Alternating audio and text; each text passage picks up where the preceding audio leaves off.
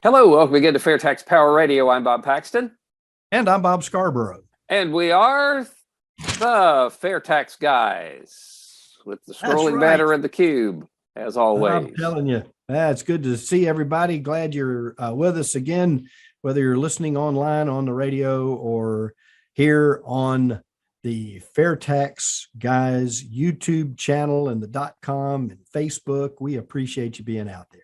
All right, well, let's get right on down to business here on FAIRtax Power Radio. John Gaber has been busy again, and you just recently spoke with another one of the FAIRtax candidate pledge signers out there in Texas. I believe this one's District 8, was it not? District 8, young fella from Montgomery, Texas, which is just north of Houston. Mm-hmm. And his name? Jonathan Hullihan. All right, there we go. I'll tell you that. And he was in the Navy, and you'll find out all about him here as we get this next interview going. Yep. John Gaber starts us off as we watch candidate Hullihan signing the FAIRtax pledge. Yep, and then you talk to him immediately thereafter. Let's roll it. Hello, I'm John Gaber, author of The Rich Don't Pay Tax, or Do They? And I'm here with Jonathan Hullihan, who is running for Texas 8th Congressional District to replace Kevin Brady, who's announced his retirement. And Jonathan is here to sign the FAIRtax candidate pledge today. Say hello, Jonathan. Hi, how you doing? Oh, well, I'm doing great. How you doing? I'm doing great, John. Thanks for having me. Well, it's a pleasure. Before we get started, I'd like to ask you, what was it that really got you interested in running for Congress? I mean, that's a big decision to make. Yeah, it was a big decision for me and my family. Really, the loss of liberty in this country, whether we're talking about economic liberty, medical liberty, personal liberty, individual liberty across the board. We're less free today than we were 5 years ago, 10 years ago, 1 year ago. And the government continues to centralize, continues to become more authoritative. And I'm a federalist by nature. I believe strongly in separation of powers, checks and balances. I believe in the states' right. I believe in our individual rights to sovereignty, and watching our individual liberty slowly get chipped away, and a government that tells you what to do and not their local communities, their states. That's why I ran for Congress, because we need fighters in Congress that are going to stand up to federal agencies, stand up to rogue, out of control administrations, and give that power back to the people and back to the states. Well, that's good. It sounds like you fit the mold for someone who's going to support the fair tax. Yeah, absolutely. So tell us, what is it that most appeals to you about the fair tax? Just a few things. Well, like everything in government, we need more transparency, more predictability, more accountability. So I'm a big proponent of descoping and defunding many federal agencies. I think they've grown too large, too cumbersome, too bureaucratic. So with this, with the fair tax, we can eliminate the IRS. We can have some more predictability, accountability, and transparency throughout the government process. People can understand where their money is going, and then the states can actually track those receipts, pay the tax on behalf of the state, on behalf of the people. Those audits or any kind of tracking, accounting would go back to the states. But also it would allow the state of Texas, to track how much money they're paying into the system, and then how much money we can get back out of the system that we've already paid into. So I think in that sense, the states in a constitutional republic and the principles of federalism would be able to get more for our money, and we could have things like border security. We could fund those federal programs that are enumerated in the Constitution for the federal government, and we could track that and make a case. Hey, federal government, you need to pay what you've been receiving from the state in federal taxes to do your enumerated authority under the Constitution. Well, that's a good point. It's something that a lot of people never talk about that much, is that the states can track what they're sending in to the federal government on behalf of the people in the state. Yeah. That's really good. Well, let's get on here. We don't want to take up too much of your time. I'm sure you've got a lot to do here, a lot on your plate. Okay. So go ahead and just sign there and date it off. There's a place you have to date it off to the right as well. It's 20 Jan 22. Okay. Okay, and I'll witness it later. Okay, well, thank you for joining us. Thank you for signing the FAIRtax Candidate Pledge. Thank you, John. Appreciate the opportunity. Thank you for taking the responsibility to run for office. That's a major responsibility. Something I've thought about a number of times, and it was too much for me. So I really appreciate any time, anyone, any party, I don't care, you run for office, that's saying something. I really appreciate it. Thank you for saying that. Okay, well, you're welcome. Is there any final thing you would like to say? No, check out my website at hullihanfortexas.com, HULLIHAN for Texas.com to learn more about my constitutional conservative platform, things I believe in. I think the majority of Americans believe in as well. So thank you very much. Okay, well, thank you, Jonathan. I'm John Gaver, author of The Rich Don't Pay Tax, or Do They? And I'm here with Jonathan Hullihan, who has just signed the FAIRtax Candidate Pledge, and we're asking you to support the fair tax, because once you understand it, you will demand it. Bob here for the FAIRtax Guys, and we're talking with Jonathan Hullihan, running for Congress in District number 8 in Texas. And a lot of folks, we've got a lot of activity in that area of Texas because of the redistricting. Jonathan, welcome to the program. Thank you. I really appreciate you having me on. Yes, sir. We appreciate everyone that signs the FAIRtax Pledge. Candidates all across the country are taking a look at a tax on consumption versus the income tax. What got you interested, first of all, in running? Tell us your background. You're from Montgomery, Texas. Have you lived there all your life? Yes, sir. So I grew up in Montgomery County, Texas, most of my life, and joined, after I played football at Texas State University on a scholarship where I graduated cum laude with a double major, double minor. Went to law school at Loyola College of Law, where the Navy JAG recruiter was there one day. And it was something I was interested in because our nation was under attack. 9/11 had occurred. And I just wanted to serve my nation in uniform. So I applied. I was accepted in the Navy JAG Corps. It had about a 4% selection rate that year, so very competitive.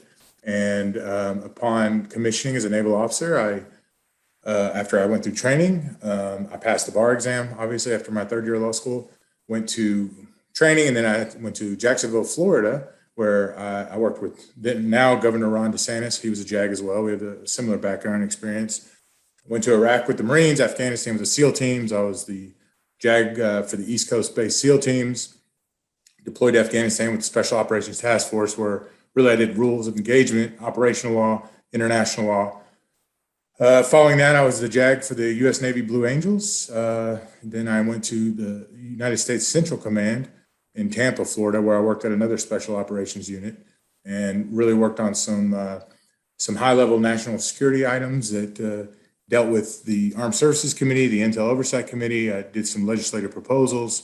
And I really kind of saw how broken some of the interagency was in congressional oversight and how we were spending our money and real oversight problems, in my opinion, just, fraud, waste, abuse, and how these programs were being run.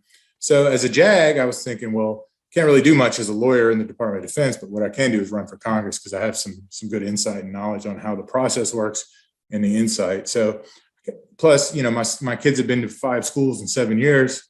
I have 3 beautiful children and a wife I met in college. So we decided to come back home to Montgomery County.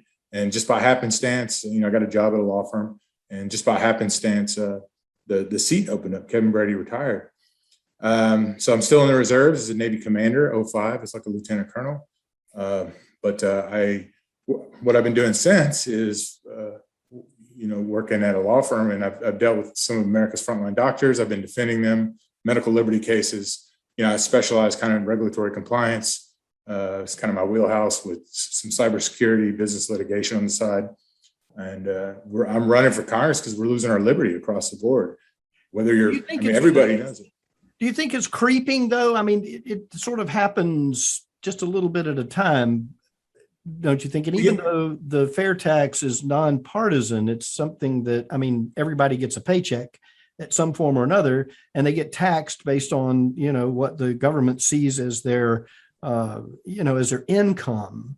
And we see in some of the activities surrounding the operation of the Internal Revenue Service that we're slowly but surely moving into a more controlled state of activity where the government will know more and more about us, even if what they know now is incredible through the income tax. And yes, I agree that we have to be mindful of what Washington is doing. Do you think that over the last couple of decades that we've lost connection somehow, or we weren't quite connected as we should have been as the citizenry to know what's going on? I mean, you've been on the inside, as you just said. Now you're going to run. Let's take it back. Let's take it back a little. Let's take it back 100 years, really to Woodrow Wilson, and the idea of these panels of experts, and even further with FDR, and with even the progressive tax system through the IRS and the 16th Amendment. I mean, we've been building towards more of a statist, centralized federal government for a long time, and I think we're starting to reap some of that centralization, the rise of the bureaucracy, the fourth branch of government, the administrative state. And I think that is the problem. And I think it's just coming to a head where the rise of federal agencies, the massive federal debt and spending is accelerating. So while I agree it's been incremental, I think this is kind of the result of 100 years of a move towards statism and the federal government growing stronger and stronger. And who loses in that case? It's we the people. It's a consent of the governed, because the checks and balances envisioned by the founders in the Constitution is been run amok. It's gone askew. No longer do we think of Congress under Article 1 of the Constitution as the strongest branch of government. Now everyone thinks, well, it's the Supreme Court. It's Article 3. And that is not what the founders envisioned. So, and I would submit to you that under the president, the executive branch, it's the administrative state under the executive branch, which has really grown in power. And as a result, we've lost our liberty. Do you think the bureaucracy has sort of taken over, and our representatives in Congress don't step up and put people in their place anymore? Yeah, I agree with that, because look, every federal agency that's been created was created through statute. Whether we're talking about the Department of Education in 1979, I believe, the Bureau of Land Management, every federal agency, Department of Energy, was created by an act of Congress. So I think they've abdicated their duties and responsibilities under the Constitution, under Article 1, for so long. And they're trying, or at least some members are trying to take that back, but they've given too much power to this administrative state, because what do they want to do? They want to fundraise, and they want to get reelected, and they want to write books and get on TV. So it's easy to give their duties and responsibilities to these unelected, unaccountable bureaucrats, but it's a deal with the devil, because now we're losing our liberty. And we need civil service reform. We need to cut these federal agencies. We need to balance the budget. We need to cut spending, and that will create more tax receipts, and that will create a more robust economy. And just like we did in the 90s when under Newt Gingrich, where we balanced the budget, those things need to become normalized again. Well, let me ask you this question. Neither you nor I were around when there was no income tax. I mean, people consider the income tax to be it. This is the only way that revenues can be collected for the government. You have to be over 100 years old now to remember a time that there wasn't an income tax. How do you think we get back? I mean, we always talk about the fair tax and the tax on consumption. A lot of people say, oh, well, the flat tax might work, but it's still a tax on income. So when you signed on to the fair tax with the pledge, what promoted you? What provided you with the information to do that, to step out and say, I support the fair tax as an alternative, as the alternative to a tax on income, which of course gets rid of the Internal Revenue Service. The 16th Amendment basically goes away. How did you come about your knowledge of and understanding and support of the fair tax? Well, let me show you. So a good friend of mine, John Gaver, gave me this book. Yep. I was at a meeting, and excuse me, and he talked to me about it. I mean, I'd heard about it, but he really educated me. We had a series of meetings and phone calls, and he really educated me on it. And it fit my mold, right? My mold is cut federal spending, cut agencies, cut the IRS through the 16th Amendment. And what really got me, it's a clear and simple plan. It's unintrusive. It's really fair to all income groups. It untaxes the cost of living. It really, also I'm really big on illegal aliens and border crossings. So it taxes those, it's residency based, it's not citizenship based. So it really recaptures that wealth that's being lost from those that are falling through the cracks. So, and it also will help disincentivize illegal aliens coming here for cash jobs if they have to pay, on a consumption tax. And they're going to go. And it really gets us back to more checks and balances of state receipts. In most of the states, I believe it's, 40 something already have that infrastructure in place that can collect a sales tax, which would be an income tax, and it would allow them to send those receipts to the federal government. And in my opinion, I know there's been a few Supreme Court cases on it under the Constitution. I think 1895 was a big one where they struck down the federal income tax, and then they obviously reinstituted it with the move towards statism. But I think in that regard, I think it's just more fair, and so it's a clever name, right? It's more fair. It will bring wealth back to our country. It'll stop kind of the transfer of wealth. And I think Americans, if they're told about it, it's scary, right? It's scary when you talk about cutting a federal agency. But I think at the end of the day, it gets us back to a more federalism type of system with checks and balances and respect for sovereignty of the states. And I agree with you on that. And the fair tax basically spreads the responsibility to everybody that buys something, a new product or service. Used cars, for example, would be, anything used has already been taxed. We can spend some time talking about, of course, being in Texas, a lot of pressure on the border. Folks that are coming into this country, regardless of their status, whether illegal or not, would, if they needed to buy something, they're going to be paying into the state or federal registry to the Treasury. And so that's the benefit. But I think a lot of folks a lot of people that sort of have a superficial understanding of what the fair tax is, they hear the word fair tax, and then they hear somebody a week or so later on TV say flat tax, and they go, oh, this is interchangeable, but it's not. When you're on the campaign trail and you talk about the fair tax, and your people that you're standing, the people that are going to vote for you, and you're standing in front of them, what do they say about the fair tax, about changing? Do they think it's an impossible task, or what is their reaction? So it's not the biggest issue I hear about right now. Mostly I hear about critical race theory, which is not typically a federal issue, but it kind of is when the Congress uses the spending clause to push that on states. I hear a lot about the border, but when I talk about abolishing the IRS, literally, my base, my support, they go crazy, because I think crazy in a good way, because, folks, they're sick of the fear. They're sick of the compliance cost. I mean, if you're a small business owner, just the compliance, and I hate to put my tax lawyer brother out of business. Well, he'll find something else to do.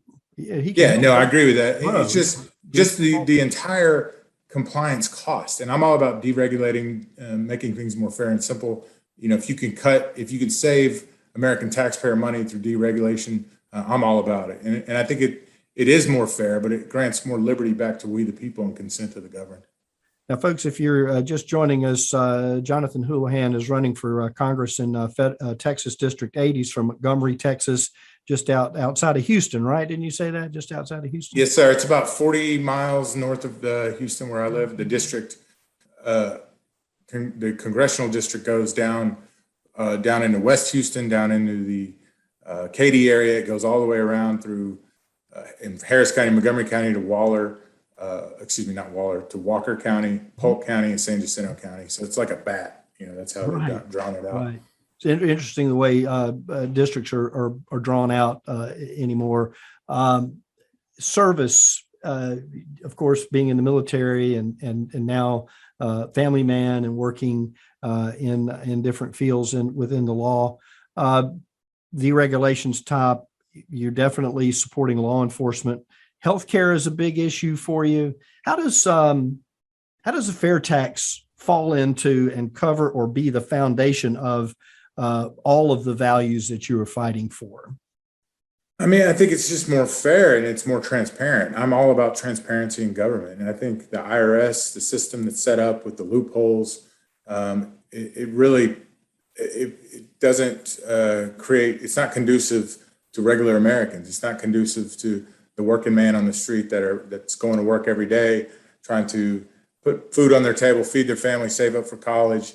And it's subject to so much change. They're subject to so many rules that can get changed through the federal registrar and not by clear statute. So I think more transparency, which I'm all about, more freedom, more liberty, more limited government, individual liberty. These are all the tenets of why I'm running for Congress. So, and it can create a more robust economy. It can help secure the border. So across the board, it's a great option to really touch every part of my campaign and every part of my philosophy of leadership, transparency in government, and what the direction that I believe the country needs to go in to make us more free and less reliant on the federal government that are in our daily lives.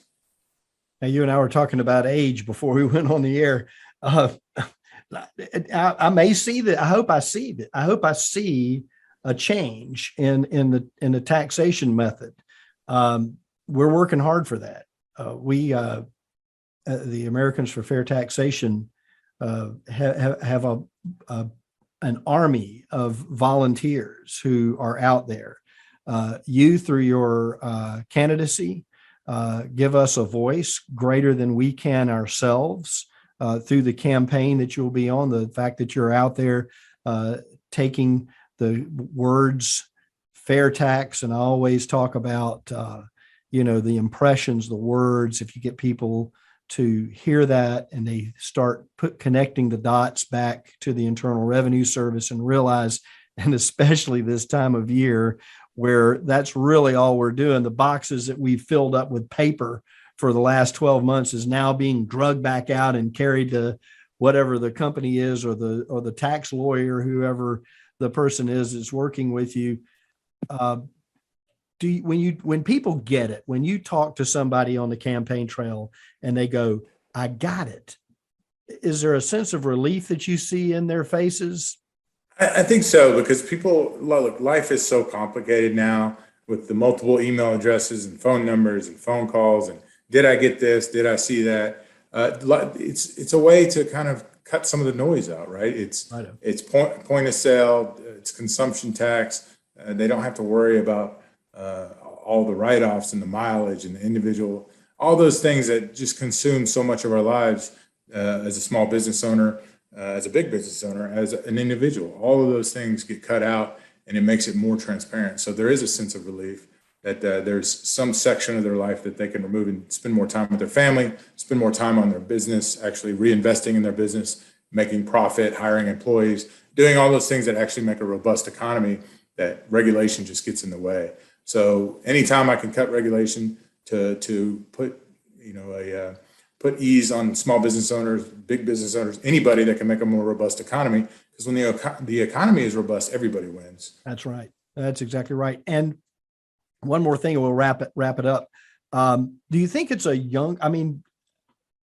talked a minute ago about, you had to be over 100 years old to remember a time when there was no income tax. I grew up, you did, in a time where we really had no alternative but the income tax. And we sort of took it for granted that, this is the way it is.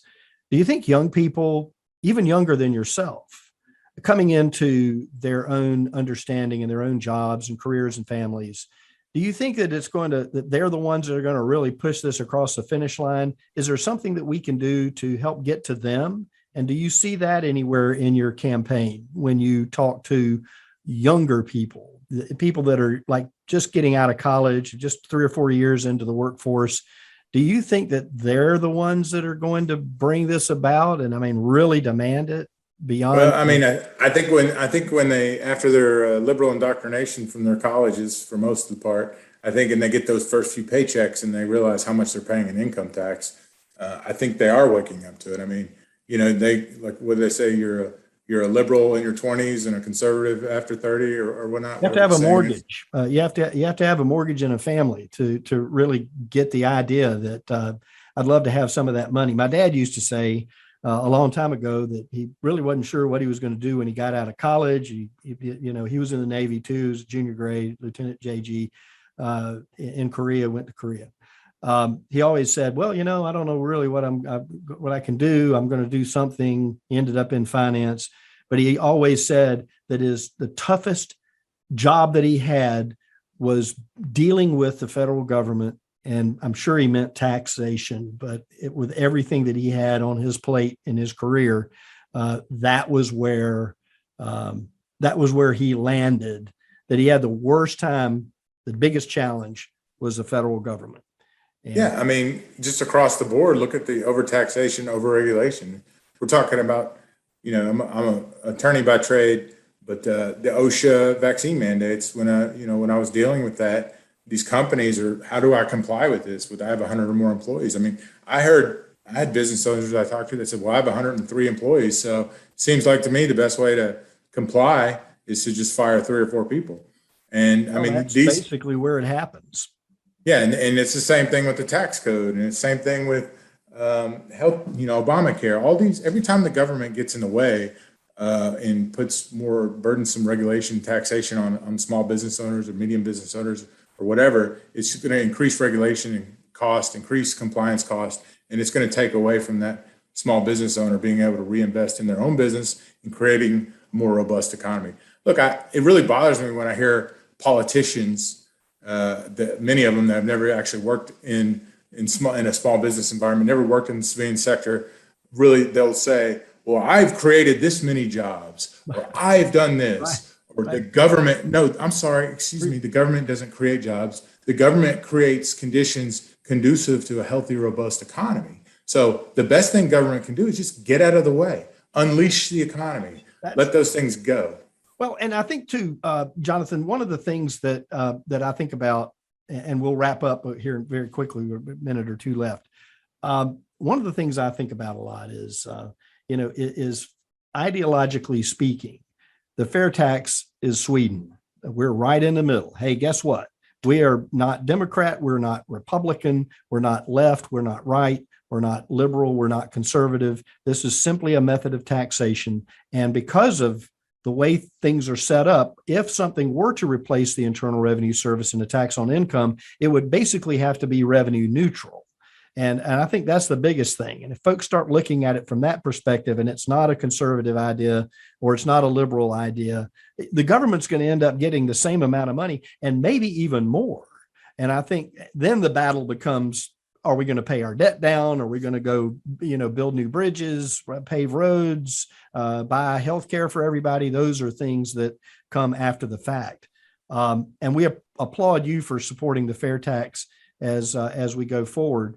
And I'll give everybody the website. It's Hullihan4Texas.com if you want to find out more about Jonathan and his campaign, Hullihan for Texas, FOR Texas.com.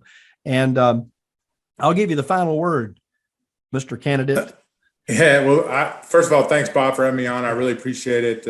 I encourage anyone that liked what they heard to go to my website, go to my Facebook, J. Hullihan, Texas, on Facebook and Twitter. Learn more about me. And if we're going to get this done, you've got to elect candidates such as myself that are willing to do it. I mean, I'm not going to just walk the walk or talk the talk. I'm going to walk the walk. I think you bring a really good point about it's a piece of bipartisan legislation that perhaps we can reach across the aisle on, especially if we have data that can show that the receipts are going to be the same or increase. And I think that's something to look at. So across the board, maybe that's something we can agree on and get something done for the American people. Thank you, Jonathan. We appreciate it. Thank you for supporting the fair tax. Thanks for signing the pledge. The best to you and yours. Your wonderful family, I know, is along for the ride with you. Political campaigns can be a bit taxing on time, and I hope that you get an opportunity to spend some time with the missus and with those wonderful children during this next several months. We appreciate you being here with us. Thank you, Bob. Appreciate it. And everybody go to my website. Hullihan4Texas.com. And it's just great to have people that are out there energized about the fair tax. And we'll see you soon. Thank you again. Thank you. Thank you. Okay, and there we have it. Jonathan Hullihan, Texas 8. Now, he's what, the third person out there in that district to sign, if I'm not mistaken. And he sounds like a really sharp guy. I mean, Navy JAG, for those of you who don't know what that stands for, Judge Advocate General. He's in the legal extension arm of the U.S. Navy. And he had an interesting insight into some of the dysfunction of Washington in general. Mm-hmm. And of course, it translates into his desire to his candidacy, and his desire to be in Washington is to sort of tie up some loose ends, if you will, in the operation of our government. So that primary out there is going to be taking place fairly quickly from now. So within a few days of the time this program airs, for sure. We'll have to keep an eye on that, and hopefully one of the FAIRtax guys out there will come out on top. And as we always say, yes, during the primary and then during the campaign for the general election, if we have enough candidates out there that are talking about the fair tax, that makes more impressions. And again, it comes down to making that happen, being engaged in your community as time rolls on. We want to make sure that the name, the fair tax, is out there as the only way to get rid of the Internal Revenue Service, move to consumption from income tax, and make our lives that much more simple. Mm-hmm. Well, good interview. Good job. And that's going to have to wrap up this edition of FAIRtax Power Radio. Thank you so much for watching and listening. I'm Bob Paxton. And I'm Bob Scarborough. The FAIRtax guys reminding you again that the fair tax is the only truly fair tax. And once you understand it, you'll demand it. So tell me, how could I pay less taxes? Less. Yeah, I'm trying to get ahead, so how can I pay less? Well, I suppose you could pay less taxes by earning less money, or you could give to charity. How is that going to help? Actually, I'm not supposed to tell you this, but if you know the right people, okay, or if you have a really good lawyer, you can usually get around the big ones. If I may. Under the fair tax, to pay less taxes, you would simply consume less. You would control how much you pay and when you pay your taxes simply by choosing what you purchase and when you purchase something. So I could stay focused and get ahead.